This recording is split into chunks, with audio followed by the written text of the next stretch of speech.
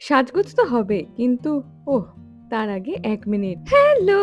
কি খবর সবার? রয়েছি অসমের ভৈরবকুণ্ডে। এখানে যে হোমস্টেতে উঠেছিলাম তার ব্যালকনি থেকে সামনের ভিউটা খানিকটা ছিল এইরকম। ততদিনে তো দুর্গাপুজো শেষ হয়ে গিয়েছে কিন্তু আকাশটা দেখে মনে হচ্ছে মা যেন এখনো আছেন। এই অসমের ভৈরবকুণ্ড থেকেই শুরু হবে আমাদের অরুণাচল প্রদেশের জার্নি। দাঁড়ান তার আগে একটু সেজেগুজে নিই।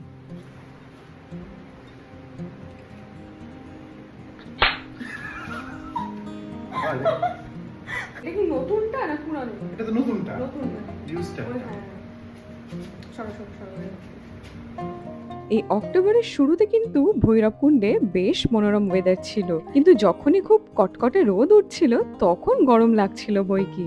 আগের দিন শিলিগুড়ি থেকে অত রাতে ভৈরবকুণ্ডে ফিরে পরের দিন আর ভোর ভোর বেরোনোর এনার্জি ছিল না, ফলত একটু দেরি হয়ে গিয়েছিল বেরোতে। তো এই হয়ে পড়েছি তৈরি, এরপরে আমরা কিছুক্ষণের ঝটিকা সফরে যাব ভুটান, আর সেই ভুটানে যাওয়ার গল্প থাকবে পরের মিনি ব্লগে। ততক্ষণের জন্য টাটা।